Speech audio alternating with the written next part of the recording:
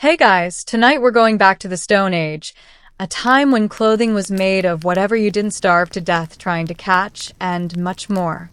So, before you get comfortable, take a moment to like the video and subscribe, but only if you genuinely enjoy what I do here. And let me know in the comments where you're tuning in from and what time it is for you. It's always fascinating to see who's joining us from around the world. Now, dim the lights. Maybe turn on a fan for that soft background hum, and let's ease into tonight's journey together. Straight into a world where everything is sharp, cold, hungry, or on fire.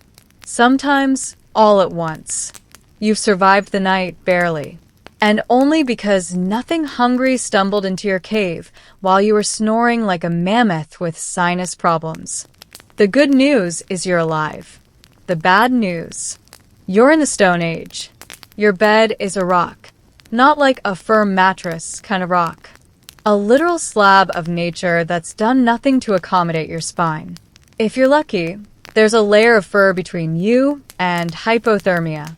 Probably from some unfortunate animal you didn't kill, but are now wearing like you did. It still smells like regret. You try to sit up, but your joints crack loudly enough to wake a saber-toothed tiger. Or at least earn a disapproving grunt from the person squatting next to you, sharpening a bone knife and looking very done with your existence. The air is cold, not charming winter walk cold. It's I can see my breath, and maybe part of my soul is cold. There is no fire, just the smoldering remains of what might have once been warmth, now reduced to smoke, ash, and shame. Outside, the sun hasn't even risen yet. Probably because it doesn't want to. The tribe is already awake. Moving around like this is normal. Like waking up before dawn to gather rocks and not dying is a totally reasonable lifestyle. You, on the other hand, look like someone dropped a confused poet into a survival contest. You have no idea what you're supposed to do, and frankly, neither does anyone else. But they're better at pretending. You stretch. Bad idea. You're sore in places you didn't know existed. Your shoulder clicks, your back spasms, and your hips issue a formal protest. There is no breakfast waiting, no gentle conversation, no coffee.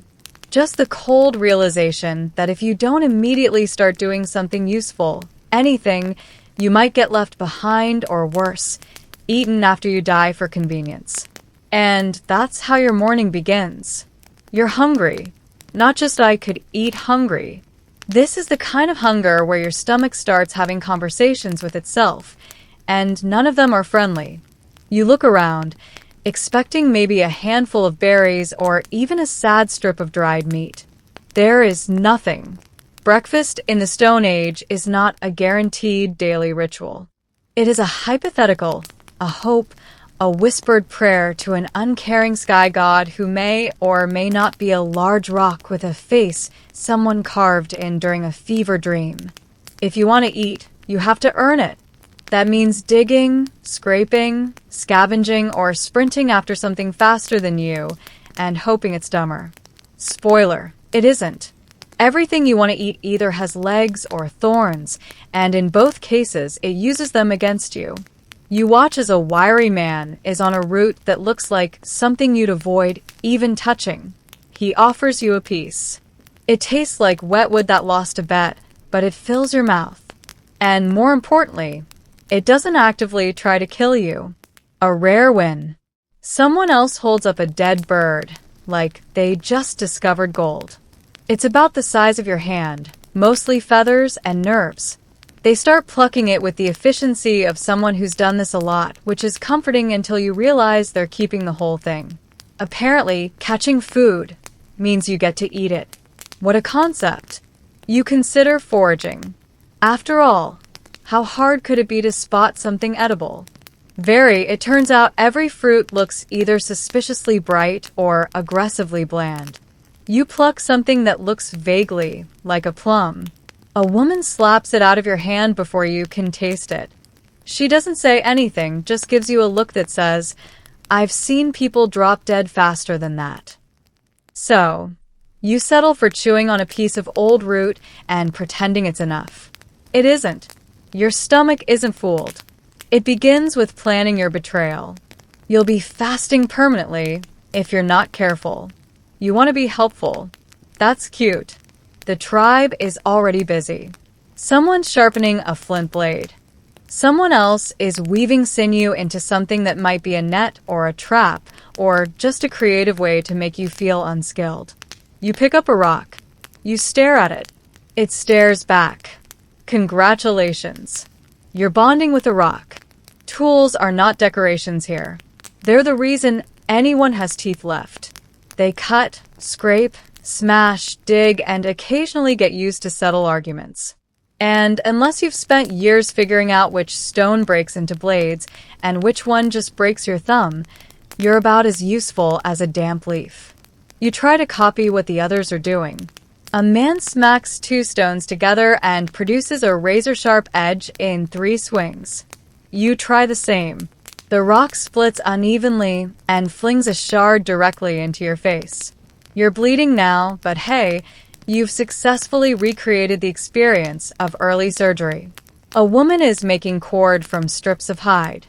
She does it with the efficiency of someone who's been doing this since her literal infancy. You attempt the same. The hide slips, coils, and somehow ties your fingers together. You've invented Stone Age handcuffs. That's something. No one explains anything. They don't need to. Tools are so essential. They're treated like breathing. Expected, obvious, and really noticeable when you're bad at it. And you're bad at it. You sit down with your 2 rocks and attempt a new strategy, staring until inspiration strikes. It doesn't. What strikes is another flake of stone right into your lap. You pretend it was intentional. No one buys it. Eventually, someone takes pity and hands you a half-finished scraper. Not out of kindness, but because watching you fail is slowing everyone down. You nod gratefully, and then hold it the wrong way. They shake their head and go back to work. It's getting colder again, which is impressive considering you didn't think colder was still an option. Your fingers are stiff. Your nose has stopped issuing temperature updates, and your feet are starting to feel like someone else's problem. You decide it's time to make a fire. After all, how hard can it be? You've seen it done in drawings and dreams. Step 1. Gather dry wood. You don't find dry wood. Everything's damp, stubborn, and covered in something that may or may not be alive. You pick the least suspicious bundle and hope for the best. Step 2. Friction. You rub sticks together. Nothing happens. You rub harder. Still nothing. Eventually you create heat, then smoke, and then more smoke. It's just enough to burn your eyes and give you false hope. Then the wind shows up and mocks your efforts by blowing it all away. You keep going. By now, your hands are blistered, your arms ache, and your confidence has quietly left the camp without saying goodbye. You glance over. One of the elders has a fire going already. No ceremony, no drama, just a small, perfect flame nestled in a pile of dry moss like it was born there. You look back at your pile. It looks like it's been cursed. Eventually, someone notices. They walk over silently, take your kindling, rearrange it with the efficiency of a bored god, and strike 2 rocks together with a flint edge. Sparks, smoke, and flame. Done. They hand it to you without a word and walk off before you can say thank you or teach me your dark magic. You stare at the fire now burning in your pile. You pretend it was your idea. No one believes you. Fire is everything. Warmth, light, safety, cooked food, and the only reason predators haven't dragged you off into the night. But it's not easy. It never was. Every flame is a battle, and you just lost 5 of them in a row. You're thirsty. Deep, dry, mouth-like sandpaper thirst. The kind of thirst that makes you consider licking moss or chewing bark just to feel something wet. Luckily, there's a stream nearby. You stumble toward it like a man possessed. Finally, something easy. You kneel, cup your hands, and scoop up a glorious handful of crystal clear water. You drink and then you pause. That water had a taste, not a flavor, a message. It whispered something metallic and vaguely threatening. A few seconds later, your stomach replies with a gurgle that sounds like it's filing a complaint. Here's the thing. In the Stone Age, water was not clean or filtered. It's not lovingly piped from snow melt through a mountain spring. It's a wild communal soup. Animals drink from it. People bathe in it. Sometimes things die in it. Sometimes people drink it after things die in it. There is no quality control. There is only risk. You look around for signs. Any sign that this water is safe? No one else is drinking. That might be a clue. One of the elders is boiling something over a fire. Smart. You didn't do that. You drank straight from the source like it owed you something. A small child walks by and hands you a hollowed-out gourd of water. It's warm, smells faintly like dirt, and still looks safer than whatever just settled in your lower intestine. But there's no other option. You're in the middle of a society that hasn't discovered plumbing, filtration, or even consistent advice on which puddles won't end your week. Thirst is constant, and water is everywhere, just inconveniently weaponized. You hear a story, half whispered, about a man who drank from the wrong bend in the river and didn't make it to morning. You nod slowly, trying to commit the story to memory while also pretending you didn't just do the exact same thing. Now it's a waiting game. Will you hydrate and feel better? Or are you about to spend the next 12 hours regretting your entire tongue's decision-making process? You've decided to join the hunt. Bold, brave, doomed. You're handed a spear. It's heavy, uneven, and smells like the last thing it was jammed into. Probably something with tusks. The others check their gear calmly, like they're just going out to pick up groceries. If groceries actively tried to impale you, you would follow the group into the woods. The air is quiet. Too quiet. You assume this is good. It's not. The silence means every animal within a mile knows you're here and has decided it doesn't want to be. Eventually, someone spots something. A wild boar. It's massive. It looks like it bench presses logs for fun. You raise your spear. Your hand is shaking. Your confidence is even shakier. The boar looks up. You freeze. The boar doesn't. It charges. You run. That's it. That's your strategy. You sprint through the trees, trip over a root, and eat dirt. Not a metaphor. Actual dirt. It tastes as inspiring as your performance. Behind you, the real hunters are moving with precision. One dart is left, another flanks from the side. Spears fly. The ball goes down. The tribe cheers. You are still on the ground, rethinking your entire identity. They drag the carcass back to camp. It takes 4 people and a lot of grunting. You limp behind them, trying to look like you helped. You didn't. Back at the fire, they butchered the animal with stone knives and practiced hands. You get handed a strip of raw meat. You chew it like someone trying to understand how flavor works. It's chewy, slightly warm, and weirdly emotional. This was supposed to be your moment, your heroic breakthrough. But the truth is, in the Stone Age, hunting is not cinematic. It's exhausting. It's dangerous. And most of the time, you don't get the animal. The animal gets you. You've learned something important today. You are not the apex predator. You're the guy who clogs up the hunting party and almost gets gored to death by an angry pig. After almost getting trampled to death by an overgrown pork missile, you decide to try something safer, plants. How hard could foraging be? You've seen leaves. You've even touched a mushroom once. You're basically an herbalist.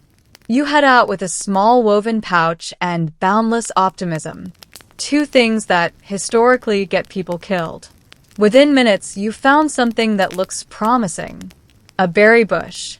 The berries are small, shiny, and vividly colored, which is either a sign of nutrition or a blaring biological warning siren. You grab one. Just as you're about to pop it into your mouth, a nearby woman swats your hand away like she's saving your life, which, to be fair, she is. No one explains anything. They don't have to. You're supposed to know what's edible and what's fatal. And if you don't, well, the tribe gets one story richer. You move on. Dig up a few tubers. Try to act like you know what you're doing. You even sniff a mushroom with scholarly curiosity before tossing it, remembering that fungi in this world are less side dish and more hallucinating into the void before dying under a fern. A man shows you something that looks like a shriveled brown carrot. He nods. You nod back as if you knew this plant personally. You chew a piece. It tastes like soil and regret, but you're not dead yet, which qualifies as success. The truth is, plants are the real gatekeepers of survival. They don't run, they don't bite, they just sit there quietly, waiting for you to make a mistake. One bite of the wrong leaf, and it's a race between vomiting and your nervous system shutting down. And even the edible ones are work. Some roots need boiling. Some leaves need drying. Some seeds will kill you if you forget to roast them first. There are no shortcuts, only symptoms. By the time you return to camp, you've gathered 2 vaguely safe tubers, a few edible flowers, and a newfound respect for herbal knowledge you absolutely do not possess. Let's talk about what you're wearing, or rather, what you've been wrapped in like a poorly packed meatloaf. Your outfit consists of animal hides that were scraped clean with a rock, dried over smoke, and stitched together with a technique best described as functional, but vaguely insulting. It doesn't fit. It doesn't breathe. It smells like something that was recently alive and still might be. There are no sleeves, just holes where your arms are expected to exit. The garment itself is stiff in places it shouldn't be, loose in places it really shouldn't be, and generally designed by someone whose only fashion goal was, don't die today. You tug at the edges, trying to adjust it. Bad idea. The seams made of dried sinew respond by digging deeper into your skin. Now you're chafing. Congratulations. In the Stone Age, clothing came with side effects. Nearby, a woman is softening a new hide by chewing it. Yes, chewing it. This is considered normal. You briefly wonder how desperate someone had to be to discover that teeth were a viable tailoring tool. You try to look dignified. It's hard. Your fur tunic flaps weirdly when you move. Your boots are 2 mismatched scraps tied together with strips of gut. And your inner thighs are now at war with your outer thighs over territory. Then there's the temperature. Somehow, your hide outfit manages to be too warm and too cold at the same time. The fur traps heat around your torso, making you sweat, while your limbs dangle freely in the wind like sacrifices to the frost gods. And don't even ask about rain. Hides get wet. Wet hides get heavy. And suddenly, you're walking around wrapped in a soggy animal sponge that slowly reanimates as it drips down your back. Meanwhile, the rest of the tribe look perfectly at ease in their handmade gear. Their clothes move with them. Yours moves against you, like it resents being worn by someone this incompetent. You think the tribe likes you. That's adorable. You've been here a day, maybe 2. You haven't actively endangered anyone yet, and you're trying your best, which in Stone Age terms still ranks just below dead weight and just above animal bait. Nobody says it out loud, of course. That would be an effort, but the signs are there. When the group sits around the fire, they sit slightly closer to each other, leaving you a generous 4-foot buffer zone like you're contagious, which, considering you drank from the wrong stream, might be accurate. Social status here is based on one simple metric: usefulness. Can you hunt? Can you gather? Can you not scream when insects crawl up your leg? No. Then, congratulations. You're not part of the inner circle. You're more of a temporary guest, a very flammable one. You try to contribute. You offer a route. It's the wrong route. You try to help Tanner hide. You poke a hole straight through it. Someone hands you a bundle of sticks and gestures vaguely toward the fire. You stand there holding it like you're about to invent performance art. They stop asking you to help. At one point, a child offers you a sharp rock. You assume it's a gift. It isn't. It's a test. You fail it by holding the blade upside down and bleeding onto your own foot. No one reacts. That's the worst part. No one mocks you. They just move on. Like nature, like weather. You're not worth getting angry about yet. You overhear someone grunt in your direction. It's a tone you don't understand, but you feel it in your bones. Not threatening, not friendly, just observational. The same way someone might comment on a log that's not burning properly. You are the log, and you start to wonder if the wolves would be a more forgiving audience. There's no lantern, no torch, and no warm glow from a bedside table lamp. The sun drops behind the horizon like a guillotine. And just like that, the world turns black. Not dim, not cozy black. The fire crackles, casting a flickering circle of light that somehow makes everything just visible enough to be more terrifying. Trees rustle in the distance. Something howls. It's either a wolf or something that eats wolves. Either way, it knows where you are. It's been waiting for you to fall asleep. You scoot closer to the fire. No one joins you. Most of the tribe is already curled up together in a pile of hides, forming a warm collective mass of mutual trust and shared body heat. You're not invited. You're the one who sneezed during the hunting party and scared off a deer. You get the cold side of the cave. Sleep doesn't come easy. Every sound outside the fire's glow sounds like it has an agenda. A twig snaps. You sit up. A branch of cakes. You stop breathing. Something snorts or maybe exhales from behind the rock wall. You make peace with your gods. You don't know their names, but you figure they'll understand. Even the stars look like they're judging you. Beautiful, yes, but useless. You can't eat them, can't wear them, and they won't scare off whatever just moved near the cave entrance. You close your eyes, and you open them again almost immediately. Your brain reminds you that you're wrapped in a damp fur coat and lying on a slab of uneven earth, surrounded by people who may or may not notice if you get dragged away in the night. And here's the thing. If something does eat you, it won't be out of malice. It'll be out of efficiency. You're slow, you're weak, and judging by the way you failed to cook that route earlier, you probably smell like panic. You wake up sore, stiff, and somehow colder than when you fell asleep, which shouldn't be possible. But the Stone Age enjoys new forms of suffering. Your fur wrap has shifted in the night, offering little more than emotional support. Your ankle feels like it lost a fight with a rock, and there's a new bite on your arm. It could be a bug. It could be a rodent. Honestly, you're just glad something found you useful. Outside the cave, the tribe is already up again. You don't know when they sleep. Maybe they don't. Maybe exhaustion is just something they wrestle into submission like everything else in their lives.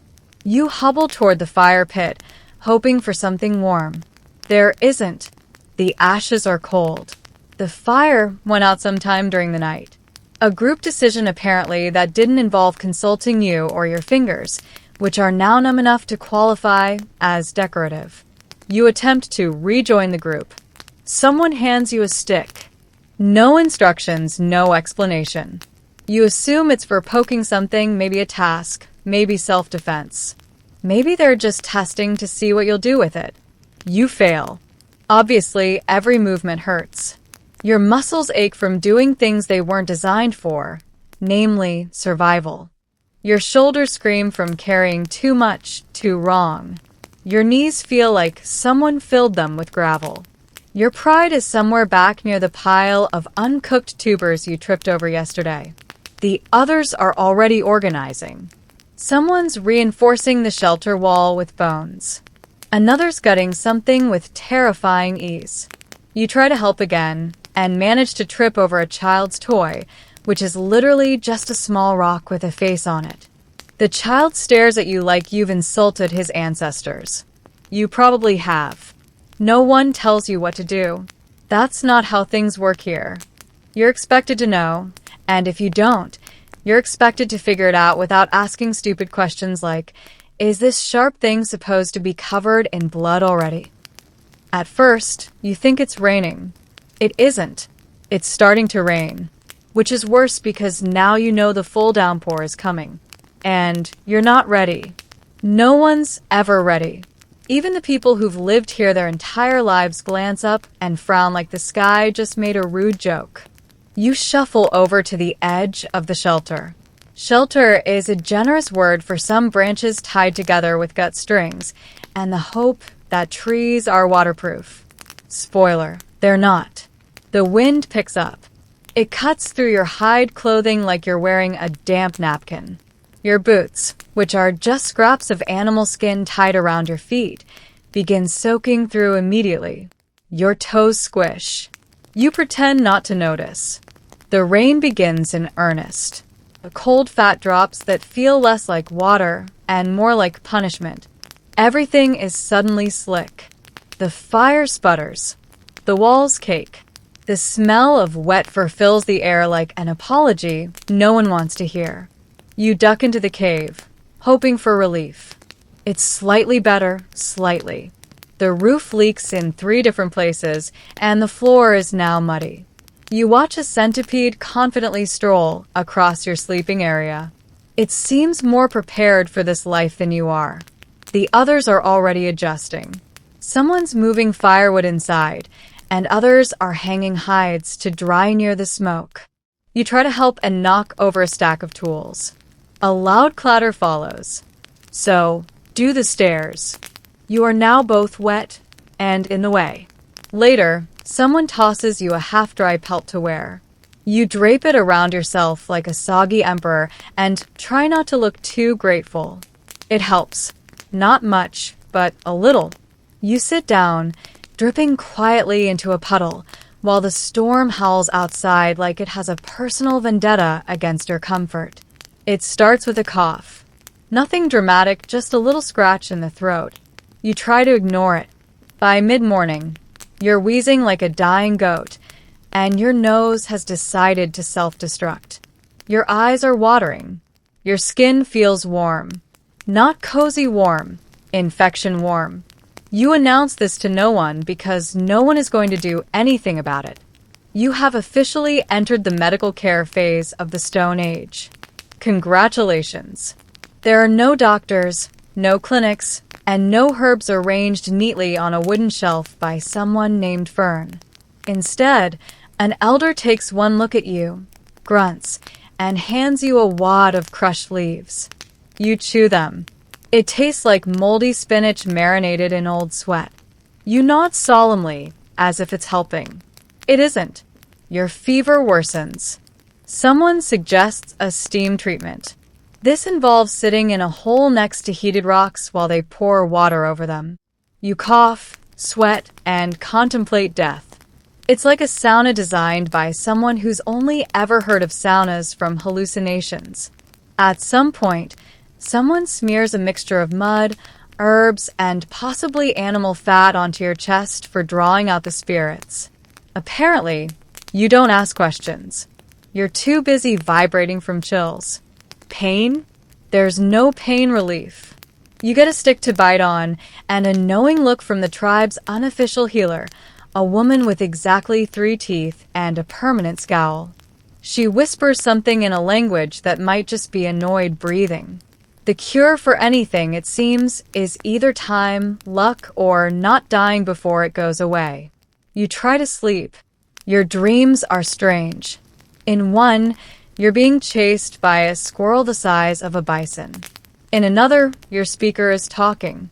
You wake up gasping in a puddle of your own sweat and leaf fragments. By the end of the day, you're not better, but you're not worse either. Which, in Stone Age terms, means you might survive, or you might just be entering phase 2 bone pain. You accidentally bumped someone today, not hard, just a little shoulder graze on your way to sit by the fire. They looked at you like you just challenged them to a duel. You stammered an apology. They didn't answer. They simply stood up, squared their shoulders, and stared at you until your soul left your body through your socks. It turns out conflict resolution in the Stone Age is not based on open dialogue and active listening.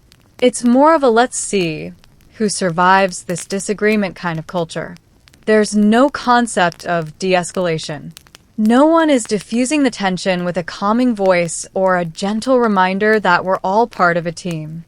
Instead, someone casually sharpens a stick nearby. Not because of your conflict, just as a general lifestyle choice. But still, the message is clear. Don't push your luck. Disputes are settled through stares, silence, or sudden acts of deeply personal violence. If it escalates, there are options. A fight, an insult ritual, or just straight-up banishment into the woods where the leopards are always hiring. You try to smooth things over by offering a smoked fish. It's not accepted. Not because of the gesture, but because the fish is overcooked. And now you've offended someone's grandmother who invented that recipe 8 generations ago. Eventually, a tribal elder mutters something and breaks a small stick in half. This is symbolic. You don't know of what, but the man you bumped grunts and walks away. Apparently, you're not worth murdering yet. Later, someone pats you on the back, either in reassurance or to check how many ribs you still have. You're not sure. What you've learned is that in the Stone Age, maintaining peace took real skill. A wrong glance, an unfair share of meat, or breathing too loudly during sleep can spark consequences you can't talk your way out of. There's no agreement to disagree. There's just agree or dig a hole. In modern times, you'd leave a 1-star review. Here, you leave the tribe or they leave you. Well, you did it. Sort of. You've made it through a full Stone Age day, though made it might be a stretch. You're alive, yes, but not exactly thriving.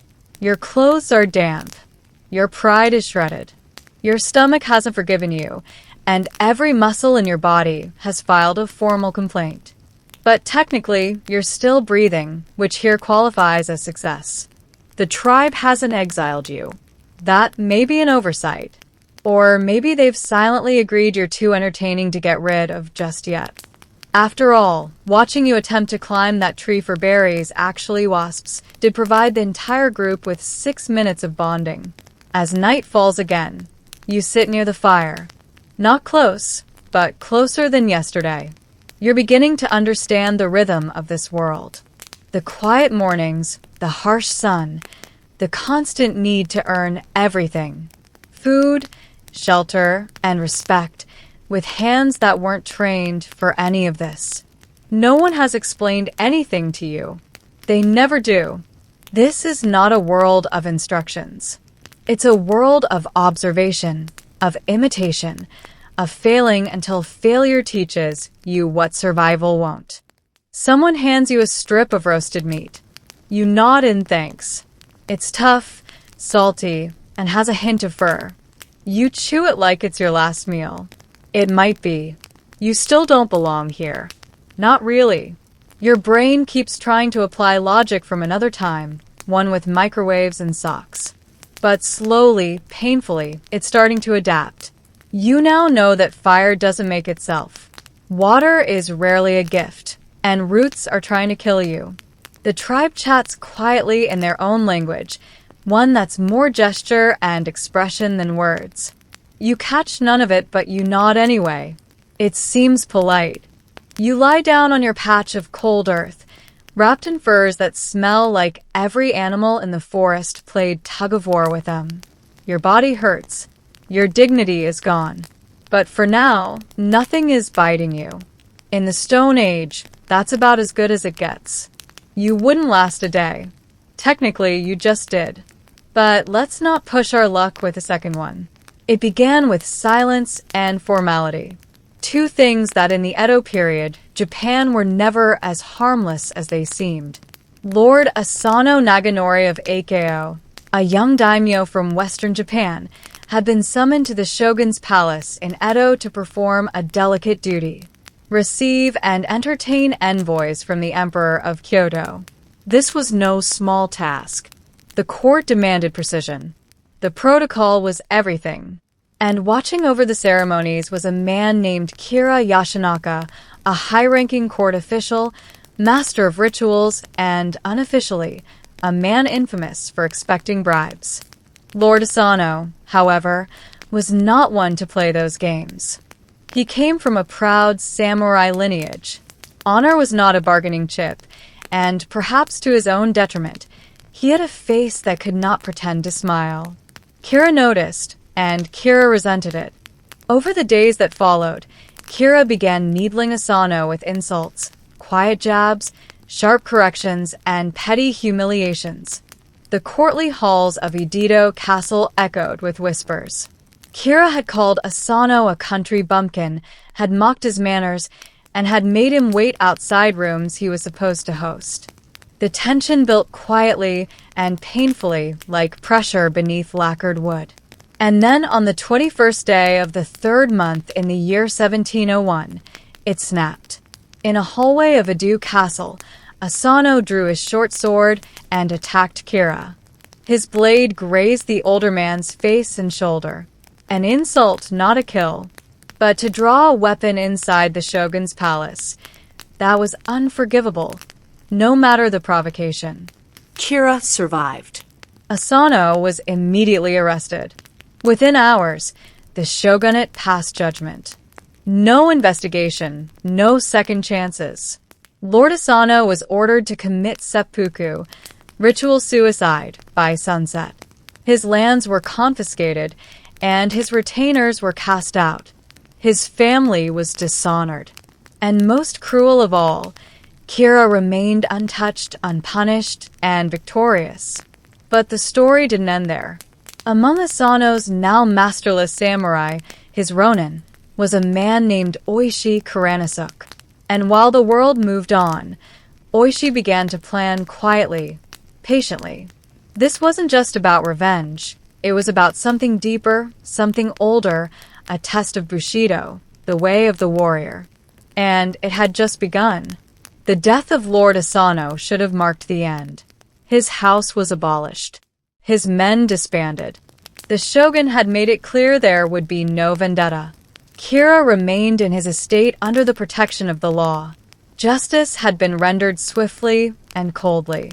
But outside the shogun's palace, the code of the samurai told a different story. Oishi Kuranosuk, chief retainer of Asano, didn't weep. He didn't shout. He bowed his head, dispersed the samurai of Ako, and obeyed the decree. Outwardly, he submitted. Inwardly, he waited. The ronin scattered. Some returned to their families.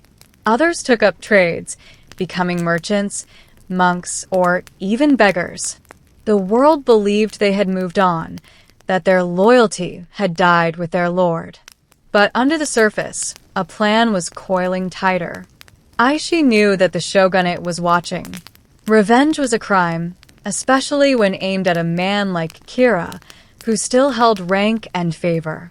Any sign of plotting would mean arrest or, worse, execution before the deed could be done. So Oishi played the fool. He moved to Kyoto, drank openly in the streets, gambled in public, and took up with courtesans. For over a year, he projected the image of a man broken by disgrace, disheveled, drunk, dishonored, the perfect portrait of failure. Meanwhile, his fellow ronin were doing the opposite in secret letters, in dark corners of tea houses and shrines. They stayed in touch. They studied Kira's movements. They measured the layout of his Idedo mansion. They learned the guards' habits, the gate's rhythms, and the pulse of the household. Kira, for his part, relaxed. He had friends in high places and a scar that healed well. His enemies had vanished into the wind. What more could they do? They had no master, no name, and no power. And this was exactly what Oishi wanted him to think. Because behind the sake-stained robes and slurred words, was a mind sharper than any blade. He wasn't just planning a killing. He was crafting a statement, one that would speak to all of Japan. One that would show the world that Bushido, the true Bushido, was not dead. Not yet. And in the frozen heart of winter, when the time was right, that silence would finally shatter.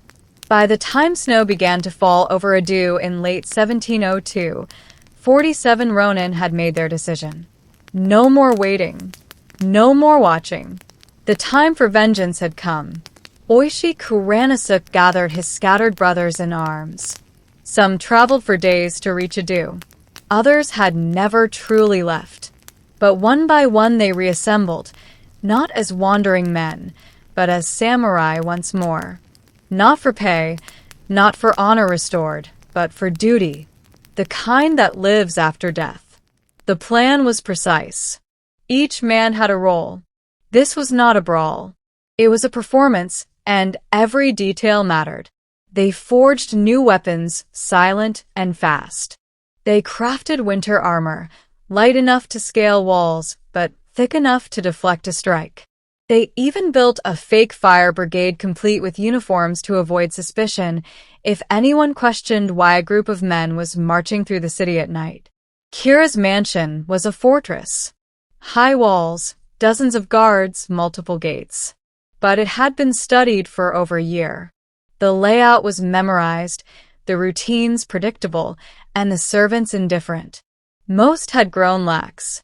Why wouldn't they? The Ronin were gone, their leader drunk, their cause buried. Aishi made sure his own family was safe. He divorced his wife and sent her and their younger children away, far from the coming blood. He knew what this would cost. He knew it might not work. And he knew even if it did, they would all be sentenced to death. But the way of Bushido didn't leave room for personal safety. On the 14th night of the 12th month, January 30th, 1703, by the Western calendar, they moved. Snow blanketed Edo, muffling footsteps and deadening sound. It was the perfect ally. At 2 o'clock in the morning, the Ronins split into two teams. One would attack the rear gate, the other the front. A signal would be given when both sides were in position. The mission was simple: seize the house, kill Kira, and disturb as little of the city as possible. No innocence, no unnecessary blood, just justice. Some had waited over a year. Others had spent that year pretending to forget. Now, with swords drawn and the night watching, forgetting was no longer necessary. Justice would no longer wait. The attack began in silence. No shouting, no wild charges, just coordinated, measured violence beneath the pale winter moon. Aishi's front team breached the main gate with a battering ram, crashing through the heavy doors before the guards even knew they were under siege. Meanwhile, the rear team scaled the walls, quietly dispatching sentries with the practiced efficiency of men who had rehearsed this night 100 times in their minds. Kira's household panicked. Guards scrambled in disarray, half-dressed, many drunk or asleep. Servants screamed. Lanterns were lit too late. The Ronin moved like wolves, cutting down opposition with swift, precise strikes. They didn't kill indiscriminately. They shouted out that only Kira was their target. Anyone who didn't resist was spared. Owishi's eldest son, Chikara, only 16, fought beside his father. For all the talk of Bushido, this was no abstract ideal. This was blood, steel, smoke in the lungs, and swords slipping on icy tiles. It was loyalty carried out to the letter with the price carved into flesh. The Ronin combed the mansion for Kira, but the man had vanished. They scoured every room, every hidden corner. They interrogated servants.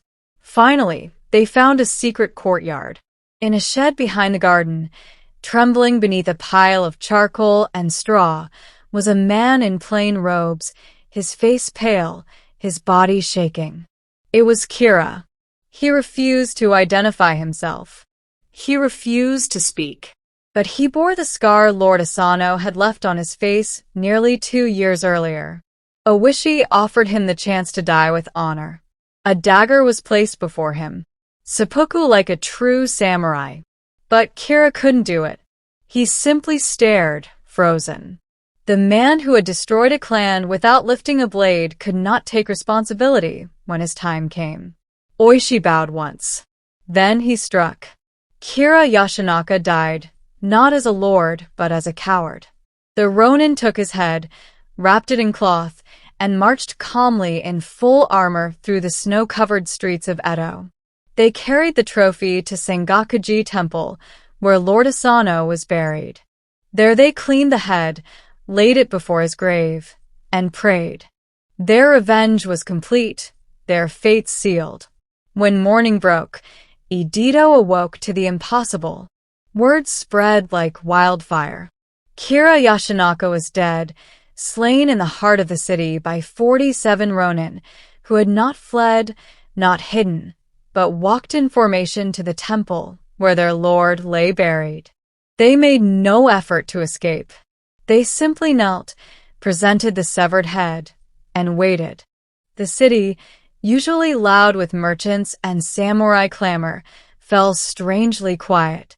Some called them heroes. Some called them criminals, but no one called them cowards. The authorities were now in a bind. The law was clear. Revenge killings were illegal. Samurai were not above justice, no matter how poetic their cause. But the public didn't see criminals. They saw men who had embodied Bushido to its bitter end. They had obeyed not the shogun's laws, but the deeper, older law of loyalty. The shogunate deliberated for weeks. This wasn't just about crime and punishment. It was about the soul of samurai culture. If the Ronin were spared, it would encourage more vendettas. If they were punished, the people might revolt in spirit. Meanwhile, the 47 men remained at Sengakuji. They did not resist. They did not beg. They sat in quiet reflection, tending to Lord Asano's grave and awaiting their fate. Aishi, the architect of it all, said nothing publicly. He had already said everything through his actions. Eventually, the decision came down. The Ronin would be allowed to die honorably. They would not be executed as criminals, but ordered to commit seppuku, ritual suicide, like the samurai they still claimed to be. On the morning of February 4th, 1703, each man was handed a dagger. They dressed in white robes, the color of purity and death. They bowed to the officials, to each other, and to the memory of Lord Asano. And then, one by one, they cut into themselves, guided by a second who would complete the ritual with a clean decapitation. Even Chikara, Oishi's teenage son, took the blade without hesitation. Not a single man faltered. They died not in disgrace but in legend. Their bodies were buried beside their master at Sengakuji. The graves are still there. 47 stones in neat rows covered in incense and offerings from pilgrims who still whisper their names because in death they had achieved what life could not. They had become eternal. The tale of the 47 Ronin didn't fade. It echoed first through the streets of Idedo, then into the halls of power, and finally into the soul of Japan. For centuries, samurai had been both warriors and servants, expected to kill without hesitation and die without complaint. But the 47 Ronin blurred the lines. They were criminals, yes, but also paragons of loyalty. They broke the law but followed the spirit of Bushido to the letter. They disobeyed the shogun but honored their lord in death more completely than most had in life. The paradox fascinated everyone. Was Bushido about obedience to the state or to one's master? Was justice defined by the law of man or the will of the warrior? Tokugawa officials tried to downplay the incident. They feared copycats. They feared chaos. But it was too late. The story had taken root, growing wild and impossible to contain. Within weeks, kabuki plays were being staged. thinly veiled retellings where the characters had different names, but the same story. The authorities banned them. New plays popped up anyway. People bought woodblock prints showing the Ronin mid-attack, kneeling in seppuku, or marching solemnly with Kira's head. Even those who believed in strict obedience found themselves conflicted. Because while the Ronin had acted outside the law, they had done so with dignity, with restraint. They didn't loot. They didn't gloat. They didn't run. They had waited, planned, struck, and then surrendered. In that restraint, people saw something pure, something old. Aishi Kuranasuk became the archetype of the ideal retainer, calm, strategic, and loyal to death. His son Chikara became the image of youthful devotion. The younger Ronin were remembered as noble souls who sacrificed futures they never got to live. And the story didn't just survive, it evolved. Over time, it became a national legend celebrated in plays, novels, and eventually films. Every generation found something in the tale. Whether it was pride, sorrow, or a blueprint for courage, in a world where loyalty is often a word on paper, the Ronin had written theirs in blood and snow. And whether or not the shogunate approved, the people had decided these men were not traitors. They were the last true samurai.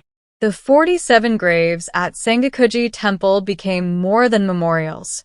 They became a shrine not only to the men buried there, but also to the very spirit of samurai honor. Pilgrims came from across Japan, lighting incense, bowing low, and whispering prayers not to gods but to men. The temple itself became a quiet paradox. In a city of noise and commerce, Sengakuji was still. Monks tended the grounds with solemn care. Snow fell over the headstones each winter, just as it had the night Kira died.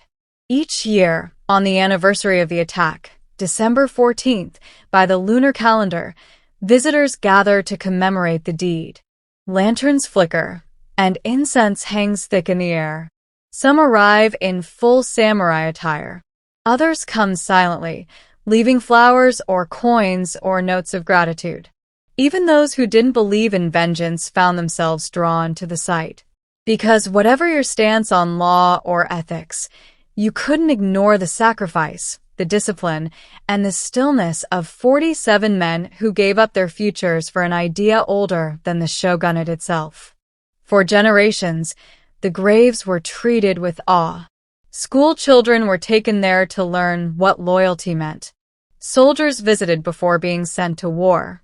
Writers, poets, and philosophers left lines scribbled in notebooks, trying to grasp the quiet power of what had happened. And while the world outside changed, Edo became Tokyo, Japan transforming from a feudal land into a modern state, the story didn't fade. Instead, it grew. Even during the Meiji Restoration, when samurai were abolished and the code of Bushido was folded into nationalism, the tale remained. It was repurposed, yes, but never forgotten. Films were made. Plays were revived. Books were translated into languages the Ronin had never heard. Tourists now visit Sengakuji alongside skyscrapers and vending machines. They take selfies as people do. But even so, most fall silent when they step before the stone of Oishi Kuranasuk. There's something about it, something still, something exact. Here lies a man who waited a year to strike one blow and knew he would die for it. Here lies a man who chose loyalty over safety. And here in this quiet corner of Tokyo, you can still feel the weight of that choice. Even after 3 centuries, the snow has not melted. As the centuries passed, the story of the 47 Ronin drifted from history into legend and from legend into entertainment. What had begun as a real act of vengeance under the Tokugawa shogunate was now theater, quite literally. By the mid-18th century, the tale was immortalized as Chishingura, a kabuki and bunraku drama that altered names and dramatized events, but kept the soul intact. Loyalty, sacrifice, Justice delayed, but not denied. Audiences wept, cheered, and returned to see it again and again. The characters became archetypes. Aishi, the stoic genius. Kira, the arrogant villain. Chikara, the noble youth. Stage actors specialized in these roles, passing the performances from generation to generation like heirlooms. Some families played Oishi for decades. The scripts changed, but the meaning never did. When Japan opened to the West in the 19th century, the 47 Ronin went global. Scholars translated the tale. Admirers praised its moral weight. It was the kind of story Victorian Europe adored. Orderly, noble, tragic. Hollywood naturally had its own ideas. Films were made, some reverent, others, well, less so. In 2013, a fantasy action movie starring Keanu Reeves reimagined the tale with witches, demons, and a half-English protagonist. It bombed in Japan. The people who still held candles at Sengaku didn't come for CGI. They came for something else. Quiet, reverent, and real. Yet, the fact that such a film was made at all speaks volumes. The story had reached the point where it could be distorted because it was universally recognized. Even if twisted, it could not be forgotten. In manga and anime, echoes of the Ronin show up in subtle ways. Stories of exiled warriors, lone swordsmen with impossible missions, and ragtag bands of loyal followers defying corrupt power. The structure is familiar because, at its core, the tale is timeless. A group of men bound by oath, facing death to preserve meaning in a crumbling moral world. Modern Japan has moved far beyond the age of katanas and lords. But the idea of loyalty surviving even when the system has failed you still lingers. It surfaces in boardrooms, in classrooms, in pop songs, and in protest speeches. Not always directly, but as a whisper that real honor may be inconvenient, difficult, and even illegal, but it endures. And every time it does, the 47 Ronin rise again. 300 years later, the 47 Ronins still haven't left. Their names are etched not only on stone tablets at Sengakuji, but also on the Japanese psyche. They aren't just historical figures. They're symbols. The kind you point to when everything else becomes murky. When law and justice no longer agree. When loyalty costs more than life. And that's what makes their story so enduring. It has no clean ending. Yes, they died. Every one of them. But in death, they sparked a debate that has never fully cooled. Were they heroes or criminals? Was their loyalty noble or dangerously outdated? Did they elevate Bushido or prove it incompatible with law and order? The Tokugawa shogunate wanted to bury the conversation with them. But instead, their deaths ignited a slow-burning fire under every institution that tried to define what it meant to be samurai. Even now, you'll find university professors arguing both sides. Some say the Ronin were glorified murderers clinging to a dying code. Others say they represented the very best of it, an incorruptible moral compass in an increasingly bureaucratic world. And the public is still firmly in the second camp. In modern Japan, you'll find echoes of the Ronin everywhere. Corporate employees who refuse to betray a boss during a scandal, even at the cost of their own careers. Soldiers who serve quietly and sacrifice without complaint. Even manga protagonists who stand alone, armed with nothing but principle. The Ronin are not relics. They're reference points. And in a time where loyalty is rare and truth is negotiable, their story feels strangely modern. Oishi Kuranosuke never wrote a memoir. He didn't leave behind a treatise on ethics, but he left behind a question sharpened like a blade. What do you serve, and what are you willing to pay for it? The 47 Ronin answered that question not with words, not with slogans, but with time, silence, and finally their lives. They obeyed a dead man. They broke the law to keep a promise. And in doing so, they became more than samurai. They became a mirror, one that every generation must look into and ask itself, would I have followed? And would I have had the courage to stop? In ancient Egypt, to harm a cat was to flirt with disaster. Not just social shame, but legal punishment and sometimes mob justice. That's how serious it was. Cats weren't pets in the modern sense. They were holy, untouchable, and in some cases mourned more deeply than relatives. When a family cat died, Egyptians would shave their eyebrows in grief, not out of fashion, but as a ritual. Cats weren't just companions. They were guardians of the divine. This reverence was rooted in religion. The goddess Badet, daughter of Ra, was the feline deity of home, fertility, music, and protection.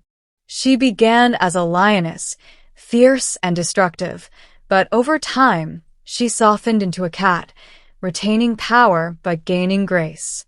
Her temples were filled with offerings, jewelry, perfumes, and most importantly, cats. Real ones, living, breathing cats who roamed freely, fed by priests, and were considered manifestations of the goddess herself.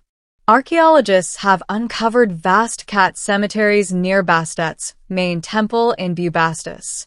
Mummified cats wrapped with the same care as human corpses lay in neat rows. Some were buried with jewelry. Others were preserved with resins and perfumes. This wasn't a novelty.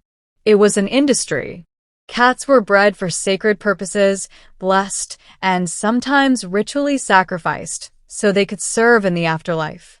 The symbolism ran deep. Cats hunted snakes, the eternal enemy of Ra, the sun god. A cat killing a snake wasn't just pest control. It was cosmic warfare. Cats lounged in sunlight, patrolled granaries, and bore that aloof, unreadable look that seemed otherworldly. Egyptians saw that and didn't think, lazy pet. They thought of divine mystery. Foreigners were baffled. Greek historians like Herodotus were amazed and perhaps slightly amused by how quickly Egyptian wrath could be triggered if a cat was even accidentally harmed. During one battle, it said the Persians carried cats as living shields, knowing the Egyptians would hesitate to strike. To the modern eye, it may seem excessive, but to the Egyptians, animals weren't beneath humans. They were closer to the gods. Cats in their grace and independence stood at the intersection of beauty and the sacred, not just pets but portals. On the island of Crete, surrounded by the rolling blue of the Aegean Sea, the bull reigned not in pastures, but in palaces. The Minoans, one of Europe's earliest advanced civilizations, didn't just admire bulls. They ritualized them. They built myths around them. They painted them on walls like gods. Step into the grand palace of Caucasus, and you'll find frescoes that pulse with energy. Leaping bulls, acrobats vaulting over horns, scenes alive with rhythm and movement. This was more than sport. This was a sacred spectacle. It was called bull leaping, a ritual dance, a death-defying act of agility and respect. Both men and women took part, not to kill the bull, but to interact with it, to bridge the space between human and divine. For the Minoans, the bull wasn't just an animal. It was a cosmic force. The symbolism likely ran deep into their mythology. The legendary Minotaur, half man, half bull, was said to live in a labyrinth beneath Knossos. Was it a myth? Maybe. But myths are often echoes of deeper truths. Perhaps the Minotaur was a memory of ritual power, of humans merging with beasts in sacred spaces. The bull is also connected to the sky. Its horns mirrored the crescent moon. Its roar is like thunder. Its body, immense and muscular, seemed too powerful to belong to mere flesh. In a time when people read the world through symbols, the bull was a message. Strength, fertility, motion. Sacrifices were likely part of this reverence, though the Minoans were less bloodthirsty than later Greek cultures. Some bulls were killed ritually, yes, but others were honored in life. They were paraded, painted, and praised. The power of the bull wasn't always in its death. It was in its presence. And unlike the Roman arena, where bulls died for entertainment, Minoan rituals seemed to emphasize harmony. A dangerous, respectful dance between human and beast. The point wasn't to dominate, but to touch something beyond. The bull was not a symbol of chaos. It was a gatekeeper of cosmic order. In Minoan Cree, to face a bull wasn't just bravery. It was spiritual contact, a momentary balance between flesh and myth. In the dense jungles of Mesoamerica, beneath the tangled canopy and echoing bird calls, one creature ruled not by size, but by mystery. The jaguar. To the Mayas, the Olmecs, and the Aztecs, this spotted predator wasn't just an animal. It was a god in disguise, a shapeshifter, a traveler between worlds. The jaguar hunted by night, moving silently through shadows with eyes that pierced darkness. That alone made it sacred. In a world where night represented the underworld and the unknown, any creature that could move through it with ease was a guide, a messenger, or a ruler. The Olmec, the earliest known Mesoamerican civilization, carved colossal stone heads that some believe bear feline features. Wide noses, curved lips, fierce eyes. Their art also shows the word jaguar figure, part human, part jaguar, often with fangs and snarling mouths. Scholars still debate its meaning, but one thing is certain. They didn't just fear the jaguar, they wanted to become it. The Maya took this further. Their kings often associated themselves with jaguars, wearing pelts, helmets, and glyphs that linked their power to the beast. The underworld, called Xibalba, was a place of trials and darkness, and the jaguar was the creature that walked its halls freely. Some Maya gods, like the powerful jaguar god of the underworld, embodied the duality of night and death, feared but necessary. And then came the Aztecs, whose elite warriors were known as the Jaguar Knights. These weren't just soldiers. They were sacred fighters chosen to channel the jaguar's ferocity, dressed in full jaguar pelts complete with snarling masks and claws. They didn't just fight like jaguars.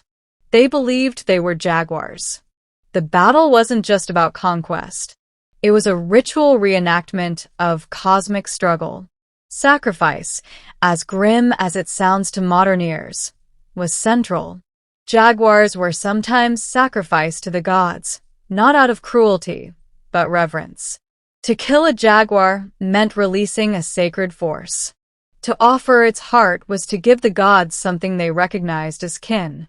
To the Mesoamerican mind, the jaguar wasn't merely a big cat. It was a portal between life and death, day and night, man and god. A predator, yes, but also a priest in fur. In the temples and forests of ancient India, the elephant was more than a majestic animal. It was living divinity carved in flesh and muscle. No creature loomed larger in both size and symbolism. To ancient Indians, elephants embodied strength, wisdom, memory, royalty, and the sacred rhythm of the universe itself. They weren't just worried. They were woven into myth. At the center of this reverence stands Ganesha, the elephant-headed god. With a belly full of sweets, a broken tusk, and an eternally calm smile, Ganesha is beloved across all corners of Indian life. He is the remover of obstacles, the patron of new beginnings, and the god one prays to before weddings, travels, or building a house. But behind his gentle appearance is a powerful origin. According to one legend, Ganesha was created by the goddess Parvati to guard her privacy. When the god Shiva tried to enter her chamber, Ganesha blocked him, unaware that this was Parvati's husband. In fury, Shiva beheaded the boy. When Parvati discovered what had happened, her grief shook heaven and earth. To make amends, Shiva promised to restore the boy's life using the head of the first creature he found, an elephant. And so Ganesha was reborn, part human, part elephant, and wholly divine. But the veneration of elephants goes beyond myth. In historical India, real elephants served as symbols of kingship. They were the thrones of war, armored, decorated, and revered by those who rode and feared them. An army with elephants was not just powerful. It was blessed. Temples often kept elephants as part of their rituals. In the southern state of Kerala, sacred elephants are still paraded in annual festivals adorned with golden headpieces and painted tusks. Devotees bow as they pass, not out of fear but reverence. These elephants are seen as earthly forms of divine power, slow-moving gods that walk among mortals. In Vedic literature, the elephant is associated with rain and fertility, especially the cosmic elephant Airavata, the mount of Indra, king of the gods. Airata was said to be born from the churning of the ocean, white as a cloud with multiple heads, trumpeting storms into being. To ancient India, the elephant was not merely an animal. It was thunder made flesh, wisdom on 4 legs, and the quiet strength of eternity. To most ancient peoples, the serpent was never just a snake. It was a symbol of power, rebirth, danger, knowledge, and the divine. And, depending on where you stood in the ancient world, it could either be your sacred protector or the mouth of chaos. In ancient Mesopotamia, the serpent played both roles. The god Ningashita, depicted with serpents emerging from his shoulders, was a deity of the underworld and vegetation. He was both guardian and gatekeeper, a being that slithered between the world of the living and the dead. The Sumerians didn't hate serpents. They understood them as complex and dangerous, yes, but necessary. In Hinduism, snakes, or nagas, were divine beings in their own right. Not monsters, not demons, but semi-divine spirits associated with water, fertility, and cosmic balance. The nagas lived beneath rivers and lakes in vast jeweled palaces. And one of the most iconic images in Indian mythology is Vishnu, god of preservation, reclining on the coiled body of the infinite serpent Shasha, who floats on the cosmic ocean. The serpent wasn't threatening. It was time itself, patient, coiled, eternal. But serpents were not always gentle. In the Hebrew tradition, the snake in Eden was cunning and cursed, tied forever to deception and the fall of man.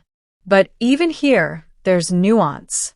In the Book of Numbers, Moses uses a bronze serpent mounted on a pole to heal plague-stricken Israelites.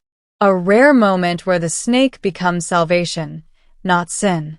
In Mesoamerica, the serpent reached divine heights. The feathered serpent god Quetzalcoatl, a combination of snake and bird, represented wind, learning, and creation itself. His duality was crucial, grounded in the earth, yet capable of flight. It was the perfect metaphor for divine intelligence, slithering low yet touching the sky. And then there's the Ouroboros, the serpent eating its own tail, an image that appeared from Egypt to Greece. It represented infinity, the cycle of life and death, and destruction and rebirth. To the ancient mind, the serpent wasn't evil. It was a mystery embodied, silent, cold-blooded, and eternal. Not quite beast, not quite God, but always watching, always returning. While cats lounged in temples and birds soared toward the heavens, another creature ruled the waters of ancient Egypt with jaws wide and eyes unblinking. The crocodile. To the average villager along the Nile, crocodiles were a daily threat. They lurked beneath the muddy waters, silent and invisible until the moment they struck. And yet, instead of being hated, they were worshipped. Feared, yes, but also honored, respected, and even protected. This uneasy reverence centered around the crocodile god Sabak, a deity with the body of a man and the head of a crocodile. Sabak wasn't some minor swamp spirit. He was a creator, a fertility god, and a symbol of the Nile's unpredictable might. He was also a protector of the pharaoh and guardian of the army. In one myth, Sabak helped restore the body of Osiris, making him not only a fearsome deity, but also a healer and restorer of life. Sabak's domain was water, strength, and the military. The Nile, lifeline of Egypt, was his bloodstream. Crocodiles were his eyes, his messengers, and his avatars. They swam beneath the reeds like priests in motion. Temples to Sobek were built throughout Egypt, especially near crocodile-infested waters. The most famous was in Crocodilopolis. Yes, a real place known to the Egyptians as Shedet, located in the Fayum oasis. There, the priests cared for a live sacred crocodile believed to be the living incarnation of Sabak himself. This divine beast was adorned with gold and gems and fed the finest cuts of meat. It lounged in an artificial lake, respected like royalty. When it died, it was mummified, carefully wrapped, perfumed, and entombed. Thousands of mummified crocodiles have been discovered across Egypt, often buried with baby crocs alongside them, like spiritual offspring. But Sabak wasn't just about animals and offerings. He represented the brutal side of nature, the reminder that power can be beautiful and terrifying all at once. The Nile could bring life or drown you. Crocodiles could be gods or devourers. Worship wasn't a shield against danger. It was a recognition of it. The ancient Egyptians didn't try to tame the crocodile. They honored it because in its jaws they saw the smile of a god. In the cold, shadow-draped world of the Norse, animals weren't pets or companions. They were omens, warnings, and pieces of prophecy given teeth and wings, and no creatures loomed larger in this harsh mythology than the wolf and the raven. Let's start with the ravens, Hugin and Munin, the ever-watchful eyes of Odin, the Allfather. Their names meant thought and memory. Each morning, they flew across the world collecting secrets and signs. Each night, they perched on Odin's shoulders, whispering what they had seen. These were not just birds. They were extensions of a god's mind, the very embodiment of wisdom, gathering, and foresight. In battlefields, ravens fed on corpses. To the Norse, their presence wasn't just gruesome, it was sacred. A raven circling above wasn't just looking for carrion, it was reading fate. And then came the wolves. Fenrir, the great wolf, was not just another beast in the Norse bestiary. He was the apocalypse on 4 legs. Born of the trickster god Loki and a giantess, Fenrir was fated to devour Odin himself during Ragnarok, the final destruction of the gods. Terrified of this destiny, the gods tricked Fenrir into being bound by a magical chain. He broke every chain but one, a silken thread forged from impossible things. The sound of a cat's footfall, the roots of a mountain, the breath of a fish. When they finally bound him, he howled in fury and waited for the end of days. Wolves weren't always monstrous, though. Odin himself was accompanied by 2 wolves, Geri and Freki, who devoured the food from his table. Odin famously needed only wine. These wolves were part of him, just as the ravens were, representing the raw primal side of divine power, loyalty, hunger, and instinct. To the Norse, these animals were not metaphors. They were living forces of the cosmos, part of the great cold machinery of fate.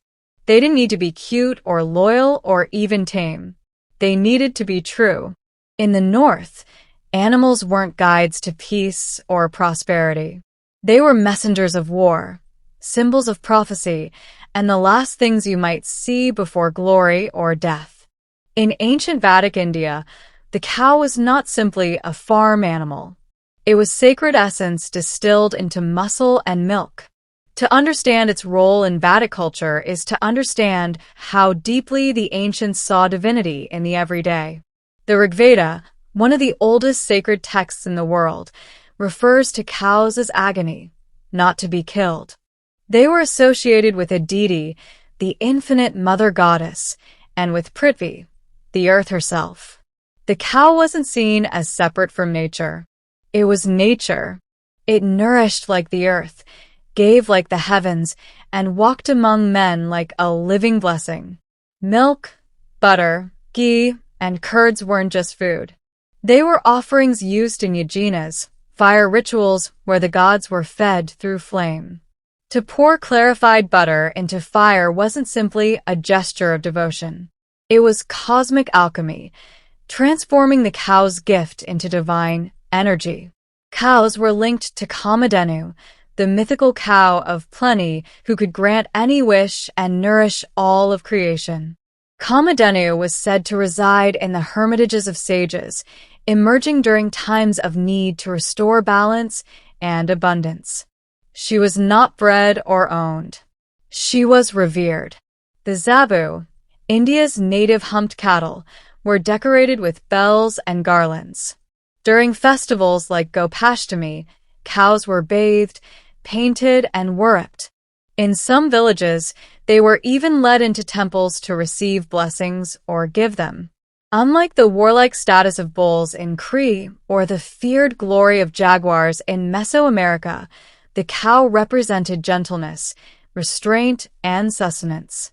Even when empires rose and fell, the cow remained untouched. Politically neutral, yet spiritually untouchable. This reverence extended to laws. Ancient Indian legal codes discouraged and sometimes outright banned cow slaughter not because of economics, but because it was considered a crime against the dharmic order. To harm a cow was to wound the cosmic balance.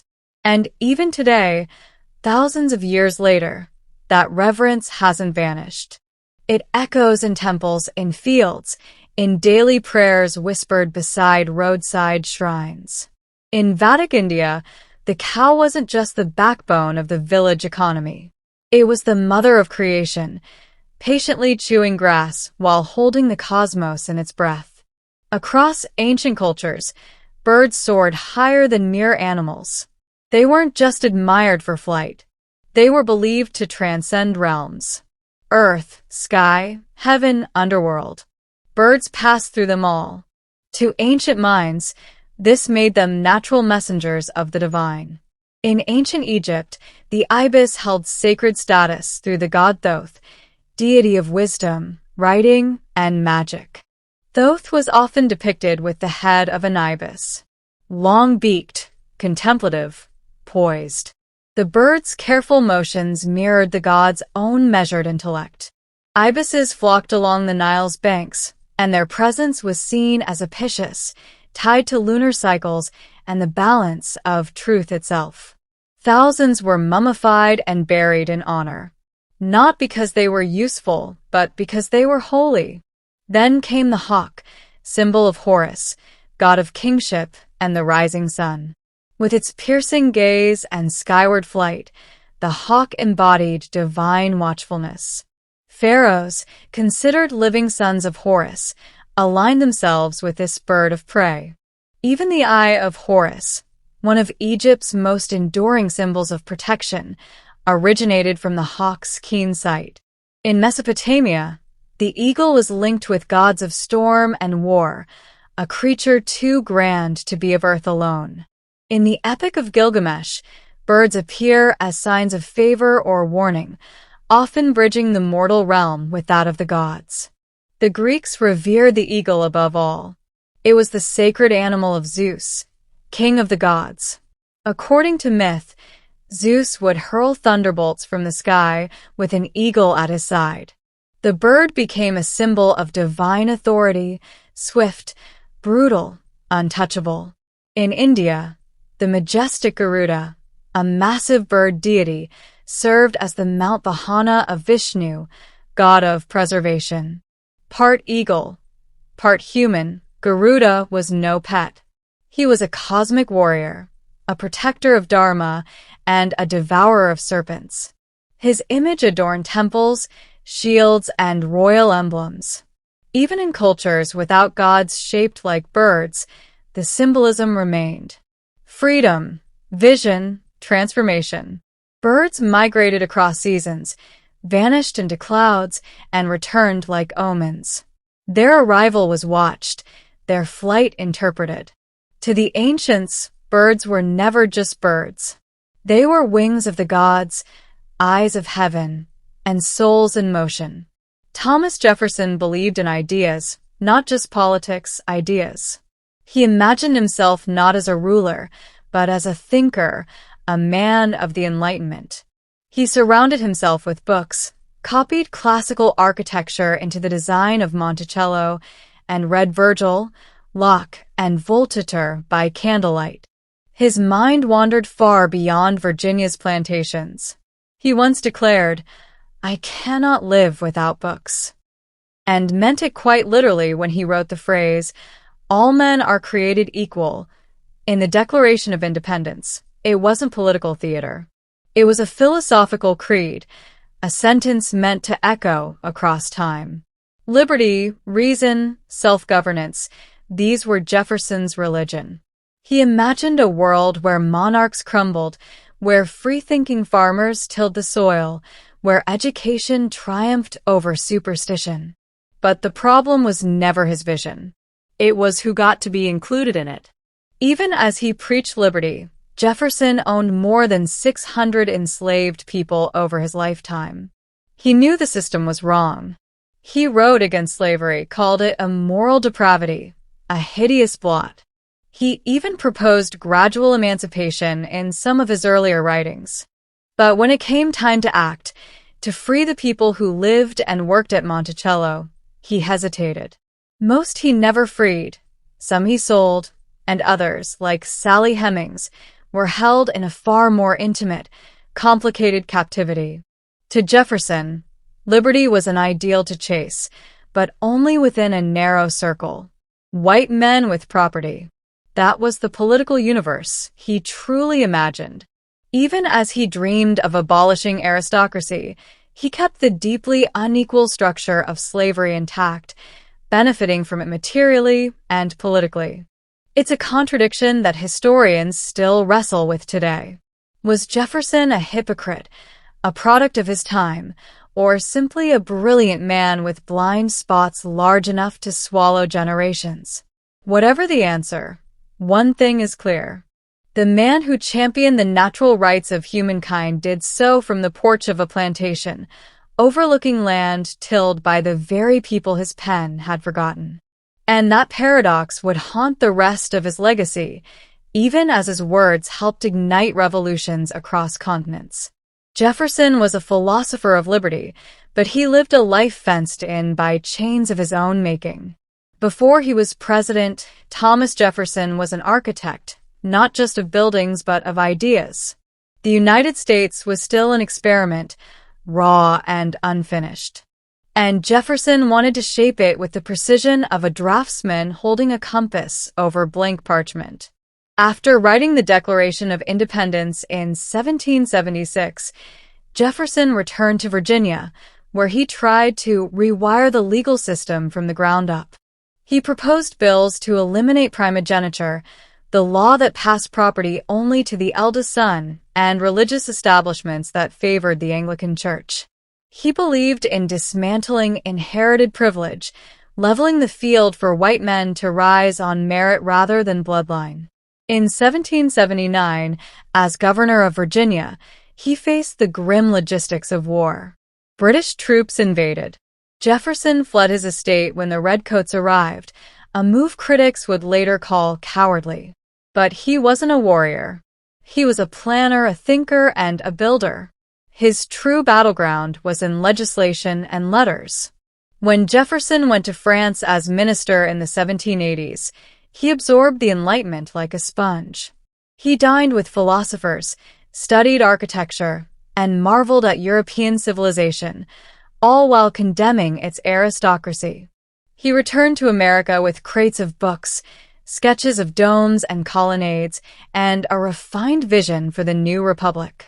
As Secretary of State under Washington, Jefferson quickly clashed with Alexander Hamilton. The nation was splitting into factions. Hamilton favored a strong central government and industry. Jefferson envisioned a republic of independent farmers and weak federal power. Their debates weren't just policy disagreements. They were opposing blueprints for America's soul. Jefferson feared cities. He called them sores on the body politic. To him, the virtuous citizen was rural, self-reliant, educated, and surrounded by land, preferably inherited, but painted with the brush of hard work. His distrust of banks, industrialization, and elite entanglements fueled his lifelong suspicion of centralized power. And yet, Jefferson himself was never entirely free of elites. He was wealthy, landowning, and deeply political. He embodied the very contradictions he claimed to oppose. Still, in this early phase of his life, Jefferson laid out the foundation of the American identity, a land of liberty and equality for some, and a government designed by thinkers who believed reason could be written into law. But already the cracks had begun to show. When Thomas Jefferson took the presidential oath in 1801, he called it the Revolution of 1800. Peaceful, bloodless, and ideological. After bitter party infighting, a sitting president had handed power to his political rival, a transfer almost unheard of in the age of monarchs. Jefferson, the man who loathed ceremony and pomp, walked to his inauguration in plain clothes, with no horse-drawn carriage or powdered wig theatrics, just a man with ideals and a quiet, simmering ambition. He claimed to want a minimalist presidency, smaller government, lower taxes, and less military. And yet, his time in office would redefine the very shape of the United States. The most famous act of Jefferson's presidency came in 1803, the Louisiana Purchase. For $15 million, he bought a chunk of land from Napoleon that doubled the size of the young republic. It stretched from the Mississippi River to the Rocky Mountains, more than 800,000 square miles of raw possibility.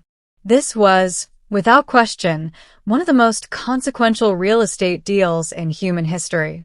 And it went against everything Jefferson had claimed to believe in. Nowhere in the Constitution did it say the federal government could purchase new territory. Jefferson knew this. He even considered proposing a constitutional amendment to legalize it, and then quietly dropped the idea. In the end, he justified the act with typical philosophical grace. Necessity had overridden orthodoxy. Idealism once again bowed to opportunity. Jefferson dreamed of an empire of liberty, a nation of yeoman farmers spreading across vast landscapes rooted in independence and virtue. But expansion had consequences. The newly acquired land raised thorny questions. What about the Native American tribes who already lived there? Would slavery spread westward? Could the federal government hold such an immense domain together? Jefferson dispatched Lewis and Clark to explore the new frontier, hoping they'd find a water route to the Pacific and catalog its wonders. But his private letters revealed deeper ambitions, economic expansion, territorial claims, and yes, a growing sense of national destiny. For a man who claimed to prefer retreating to his garden, Jefferson, as president, wielded immense power and used it when it suited him. He had turned the republic into an empire almost overnight, and the seeds he sowed would change everything that followed. At the top of a hill in Virginia, Monticello stood as a monument to Enlightenment ideals, symmetry, reason, and beauty. Designed by Jefferson himself, it was filled with books, inventions, and classical references. But behind the architectural elegance was a deeper, darker truth. Monticello was also a plantation powered by the labor of enslaved people. At any given time, more than 100 enslaved men, Women and children lived and worked there. They tended the fields, made the bricks, cooked the meals, and maintained the house that Jefferson called his sanctuary. Without them, Monticello and Jefferson's lifestyle could not have existed. This is the contradiction that lies at the heart of Jefferson's legacy. The man who wrote, "All men are created equal," owned human beings as property, and not just owned them but also managed them, sold them, and punished them. He kept detailed records of the enslaved people at Monticello, listing them by name, age, and value. He referred to them, at times, as assets. Jefferson publicly denounced slavery as morally wrong and harmful to both enslaved people and slaveholders. He described it as a moral depravity and a hideous blot. Yet he freed almost none of the people he enslaved. Over 600 passed through his ownership during his lifetime, and fewer than 10 were granted their freedom. Some of this was financial. Jefferson was deeply in debt for most of his life, and his enslaved labor force was collateral, but some of it was simply inertia, the inability or unwillingness to dismantle the system that sustained his wealth and comfort. And then there was Sally Hemings. Hemings was an enslaved woman at Monticello, and evidence now overwhelmingly supports that she bore at least 6 of Jefferson's children. She was also the half-sister of his late wife, the product of generations of slavery's entanglement with rape, coercion, and blurred bloodlines. The relationship between Jefferson and Hemings remains one of the most discussed and discomforting aspects of his life. She had no legal ability to consent. Their children were born into bondage, though Jefferson later freed them, some during his lifetime, others through his will. Monticello wasn't just a home. It was a mirror reflecting the hypocrisy, the rationalization, and the cold compartmentalization that allowed a man of ideals to live in a system of oppression. And Jefferson, ever the philosopher, never solved the contradiction. He simply lived with it. Behind the politician and the plantation owner, Thomas Jefferson harbored the soul of a scientist. He didn't just dabble in ideas. He dissected them, observed them, and measured them. If something in the natural world could be cataloged, Jefferson wanted it in his notebooks. He called science my passion, and it wasn't an idle claim. His library included volumes on astronomy, agriculture, anatomy, and meteorology. He conducted weather observations daily. He experimented with crops, designed mechanical gadgets, and corresponded with scientists across Europe. He wasn't a man of faith in the traditional sense. He had faith in observation, in evidence, in what could be seen and understood. One of his lifelong obsessions. Megalonyx Jefferson, a giant prehistoric sloth named in his honor after he studied fossils sent to him from a Virginia cave. He believed America needed to prove, not just politically but biologically, that its flora and fauna were as grand as Europe's. He even engaged in a strange scientific feud with French naturalist Buffon, who claimed that American animals were smaller and weaker than their European cousins. Jefferson responded by sending him the bones of massive mastodons. Message received. Jefferson's interest in science was also deeply tied to the American frontier. When he commissioned the Lewis and Clark expedition, it wasn't just for maps and diplomacy. He wanted data and notes on plants, animals, minerals, geography, and indigenous peoples. He gave the explorers detailed instructions. Record everything. Return with specimens. Bring the unknown into the light. He envisioned the frontier not as wilderness, but as a laboratory, one where American knowledge would grow alongside its territory. But even in this, Jefferson's curiosity was entangled with blind spots. His fascination with Native American culture existed alongside policies that enabled their displacement. He romanticized their societies in his writings while supporting land acquisition that led to their erasure. Jefferson also brought his experimental mindset into architecture and agriculture. He designed his own plow. He tinkered with crop rotation methods. Monticello was in many ways a living experiment. Half plantation, half scientific estate. To Jefferson, knowledge was not a luxury. It was a civic virtue. A republic, he believed, could not survive without educated citizens grounded in reason and inquiry. But like much else in his life, his pursuit of truth often walked alongside uncomfortable contradictions. Thomas Jefferson didn't hate religion. He simply didn't trust it. To him, organized religion was dangerous, a tool too often used to justify tyranny, silence inquiry, and chain minds. He once wrote, "I have sworn upon the altar of God eternal hostility against every form of tyranny over the mind of man." And by tyranny, he very much included dogma, clergy, and creeds.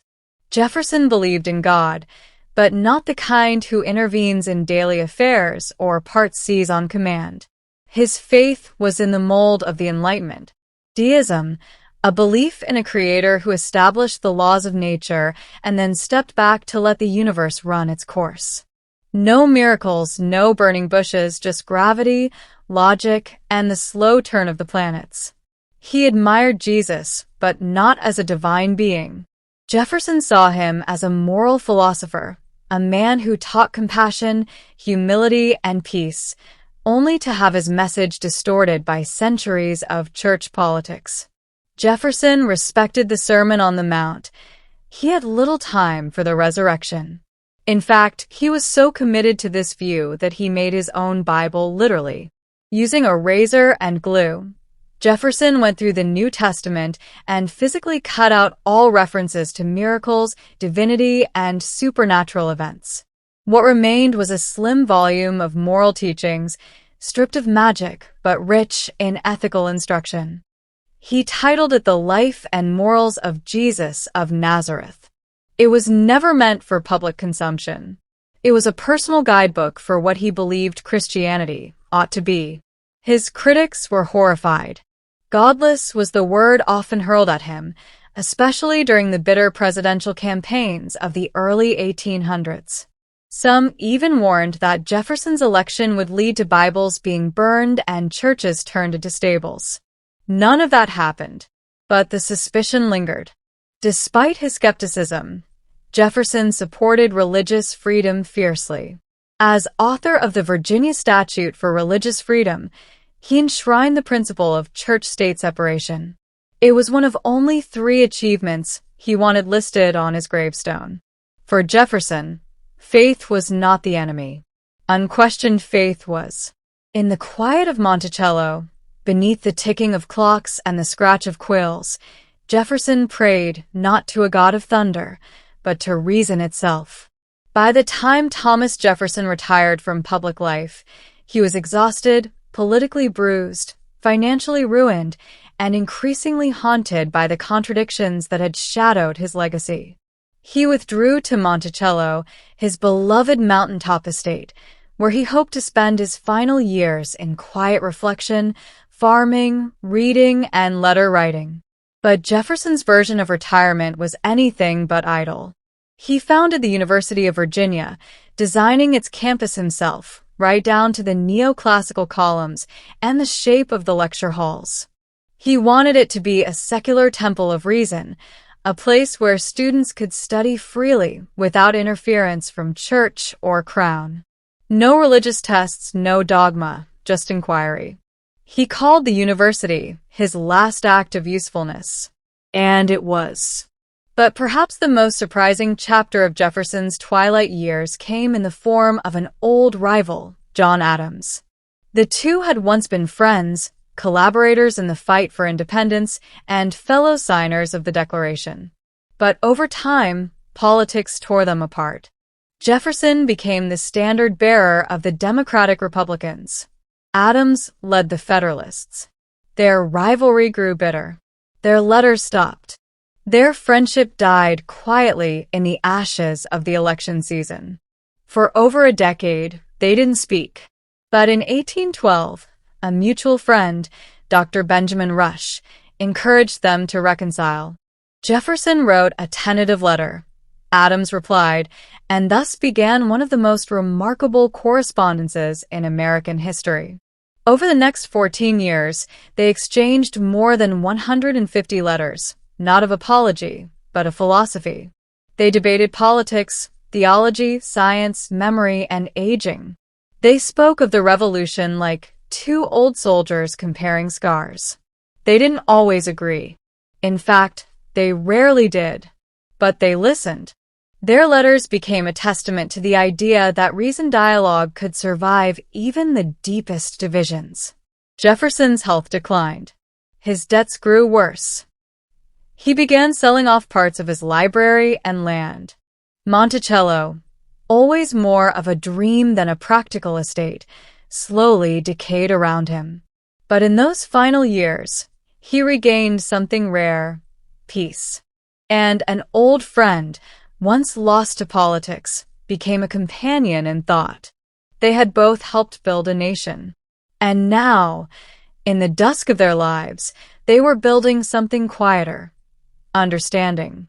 On the morning of July 4th, 1826, Thomas Jefferson lay in his bed at Monticello, too weak to rise, too proud to complain.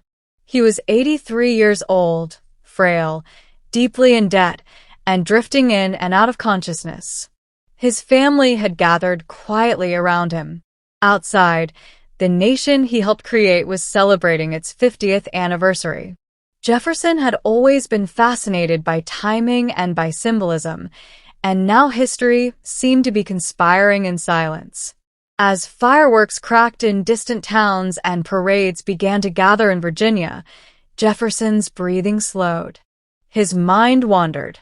According to those at his bedside, he stirred slightly and asked one final question. "Is it the 4th?" Told that it was, he closed his eyes again. He died a few hours later, just after noon. But the story doesn't end there. Hundreds of miles away in Quincy, Massachusetts, John Adams, Jefferson's old friend, enemy, and friend again, was also dying. The two men had rekindled not only a correspondence, but also a strange and powerful synchronicity. They had walked parallel paths for nearly half a century, always orbiting one another. Adams, slipping in and out of lucidity, reportedly uttered his final words that same day. Thomas Jefferson survives. He didn't know that Jefferson had already passed just 5 hours earlier. Two of America's founding fathers, two presidents, and two signers of the Declaration of Independence, both dying on the same day, July 4th, 1826. The 50th anniversary of the nation they had helped forge. It was too poetic to believe, and yet entirely true. News of the twin deaths spread like wildfire. Mourning was mixed with awe. Newspapers framed it as divine providence, as if the founders had waited to ensure the republic had endured for half a century before letting go. Jefferson was buried on his beloved mountaintop beneath a plain obelisk he designed himself. The inscription at his request did not mention the presidency. Instead, it read, "Author of the Declaration of American Independence, of the Statute of Virginia for Religious Freedom, and father of the University of Virginia." He wanted to be remembered not for power, but for principle, and in death, as in life, Jefferson remained a man of ideas, flawed, brilliant, contradictory, and unforgettable. Thomas Jefferson left behind more than monuments, documents, or grand ideas. He left behind a debate, one that has lasted for nearly 2 centuries. To some, he remains the greatest of the founders, the mind behind America's birth, the philosopher-president who dreamed up a nation rooted in liberty. To others, he is a symbol of hypocrisy, a man who preached equality while owning human beings. Both views are true, and neither tells the full story alone. For generations, Jefferson was cast in marble, literally and figuratively. His words were carved into the walls of memorials. School children recited his sentences. Political leaders quoted him like scripture. He became a kind of secular prophet. His face is etched onto coins and Mount Rushmore alike. But myths don't last forever. In recent decades, historians and the public have looked harder at the parts once left in shadow. The enslaved people at Monticello. His lifelong refusal to free most of them. The relationship with Sally Hemings is now widely accepted to have been one of unequal power complicated by bondage and consent that could never truly exist. The Jefferson who wrote stirring lines about human rights also sold people to pay his debts. The man who envisioned an empire of liberty helped expand slavery across the American frontier. The thinker who championed freedom of religion sliced up his own Bible to remove the parts he couldn't accept. He was perhaps America's first great contradiction. But contradiction doesn't mean absence of greatness. It means complexity. Jefferson was a man who shaped the world with a pen but couldn't fully reshape himself. He was forward-thinking in theory, often cautious in practice, bold in philosophy, yet hesitant in action. A master of elegant language who could sometimes hide hard truths beneath it. Today, Monticello tells a fuller story. The house is still there, but so are the names of the enslaved workers who built it. School textbooks now place Jefferson beside both his ideals and his failures. And the country he helped found continues to wrestle with the promises he wrote and the realities he lived. Jefferson's secret life was never really hidden. It was always in plain view if anyone cared to look closely. And that perhaps is the lesson. A nation built on ideals must never stop questioning the men who wrote them. Not to erase them, but to understand them fully and to do better. Thanks for being with us.